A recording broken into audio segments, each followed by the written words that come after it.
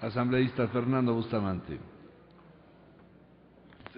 Y muchas gracias, señor presidente, señoras y señores asambleístas, colegas. Quisiera, antes de hacer un par de observaciones específicas, referirme a un tema de tipo más conceptual vinculado a esta ley. El asambleísta ponente ha hablado de la intención que tiene esta ley de precautelar el interés del Estado. Con mucha fraternidad quisiera hacerlo desde otro punto de vista que creo que a la ciudadanía le puede resultar mucho más impactante. Esta ley tiene, por ejemplo, proteger no al Estado, porque no es el propósito de nuestra Constitución y de nuestra República proteger al Estado, sino proteger los derechos de las personas. Y en primer lugar, los derechos de quien paga las indemnizaciones. En otras palabras, del contribuyente ecuatoriano. Se trata no de la conveniencia del Estado, sino de la justicia para con las personas que contribuyen con su esfuerzo y trabajo al mantenimiento de la vida colectiva. Cuando el Estado ecuatoriano ha pagado indemnizaciones justas, porque ha sido justo a mi juicio que se le haya condenado al Estado ecuatoriano a pagar esas indemnizaciones, la injusticia está en que inocentes, que presumo inocentes, contribuyentes, ciudadanos ecuatorianos, entre los cuales todos los aquí presentes probablemente, han tenido que pagar la responsabilidad de terceros culpables. No fue ninguno de nosotros, ni ninguno de nuestros electores, que torturó y violó los derechos procesales del señor Tibi, ni que hizo desaparecer a la maestra Consuelo Benavides, ni que hizo desaparecer a los hermanos Restrepo. Ninguno de los que pagaron era culpable. Y la injusticia que clama al cielo es que haya inocentes que han pagado las culpas de terceros que se mantienen en la impunidad en este aspecto. La ley de repetición es una ley de justicia hacia la ciudadanía, hacia estos inocentes, entre los cuales me cuento, que hemos tenido que pagar los platos rotos de un Estado incapaz de disciplinar a sus funcionarios y servidores en el respeto de derechos fundamentales del ser humano. Es importante que lo veamos desde este punto de vista, porque es necesario trascender la visión de que es el Estado el sujeto al cual hay que defender. Eso estaba bien para el realismo estratégico de anteriores constituciones, pero la nuestra es una constitución que protege a los sujetos, a las personas, pueblos, colectividades, comunidades y naciones. Eso es el primer punto que quería remarcar. Aquí estamos defendiendo al ciudadano, al contribuyente.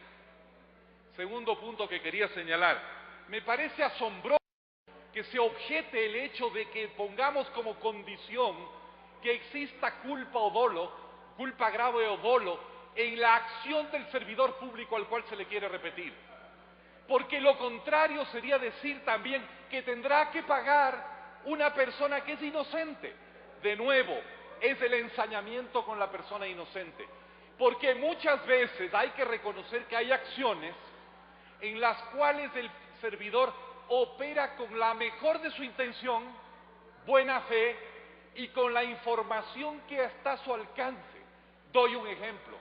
Un juez condena a un ciudadano a la cárcel por un delito, 20 años en la cárcel, y resulta que aparece una nueva técnica forense que permite a ese ciudadano demostrar su inocencia y salir libre, cosa que está ocurriendo, por ejemplo, en los Estados Unidos hoy día con muchas personas que estaban condenadas a muerte y que después con el ADN se descubre que eran totalmente inocentes, lo cual es una buena reflexión también sobre la procedencia de la pena de muerte. Se ha descubierto que los cadalsos se han llenado de inocentes en las últimas décadas. Pues bien, ¿qué pasa con el juez que le condenó en primera instancia a esa persona? Esa persona pone un juicio ante el Estado por los 20 años que pasó injustamente tras las rejas. Se le conceden indemnizaciones. Tiene que ir a pagar el juez que le condenó en primera instancia en buena fe, con los méritos del proceso, siguiendo el debido proceso, con las técnicas de información que obraban en sus manos en el momento de dictar la sentencia.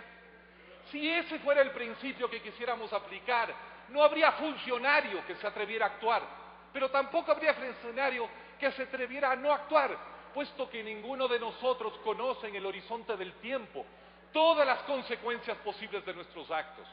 Por eso es que tenemos que poner esa cláusula de mínima justicia, que es que hay que demostrar el dolo y la culpa grave, porque de lo contrario, perdónenme que les diga, no habría ser humano racional en este planeta que aceptara seguir adelante con una función pública o asumir un cargo en el Estado, puesto que sería ipso facto una persona que tendría que resarcir cualquier daño que pudiera producirse sin su intención, sin su mejor conocimiento a un tercero. Por eso es que tenemos que poner esa cláusula, y esa cláusula no está destinada a proteger a nadie en particular, porque si hubiera causa justificada para cualquier autoridad presente, pasada o futura de cobrarle, ¿no es cierto?, de repetir sobre ella, tendría el sistema procesal, tiene en todas sus instancias la obligación y los mecanismos para probar ese dolo o esa culpa grave. La impunidad radica en la falta de esta ley, pero también en los defectos ya tantas veces tratados de nuestro sistema de justicia y en la falta de voluntad política de los gobiernos. Quiero referirme, por ejemplo, de nuevo al caso Tibi. La Corte Interamericana de los Derechos Humanos condenó al Ecuador no solo a indemnizar al señor Tibi, sino a repetir penalmente en contra de los funcionarios de la justicia y de la policía ecuatoriana que violaron grotescamente los derechos de ese ciudadano francés. No se ha hecho jamás ningún intento de perseguir penalmente a torturadores y violadores de derechos. Eso también es una deuda pendiente, pero eso no es porque hemos puesto que tiene que haber dolo en el acto del funcionario, es porque el Estado ecuatoriano ha carecido de la capacidad, voluntad política y decencia para considerar su obligación esa repetición. En el proyecto de ley en consideración nuestra no está el tema de la repetición penal, porque va a estar en el Código Penal o en el Código de Procedimiento Penal, porque pertenece a otra rama. Pero debe también señalarse que el Estado ecuatoriano sufre de grave incuria en el cumplimiento de sus deberes, en tanto y cuanto las violaciones penales, que también son materia de condena y dictamen por parte de, por ejemplo, la Corte Interamericana, se mantienen intactas y no se ha hecho nada para llevar adelante los juicios penales que deben llevarse hacia quienes violaron los derechos de esas personas que fueron indemnizadas por el Estado ecuatoriano. Quisiera señalar, sin embargo, una última cosa en el tiempo que me queda. Quisiera señalar que en el artículo 1 es necesario agregar a los servidores y servidoras públicas, a los ex servidoras y servidoras públicos, como personas a las cuales se puede seguir proceso bajo este cuerpo legal. Es imprescindible ponerlo para que quede absolutamente claro que esa responsabilidad no cesa con la ocupación del cargo. Quisiera señalar finalmente y sugerir que es necesario, ¿no es cierto?, eliminar, ¿no es cierto?, el artículo del ámbito, la siguiente frase que a mi juicio me parece innecesaria.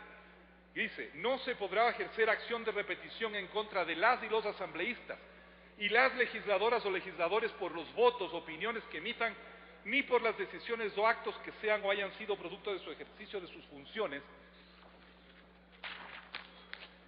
dentro y fuera de la Asamblea Nacional. ¿Por qué digo que es necesario eliminar eso?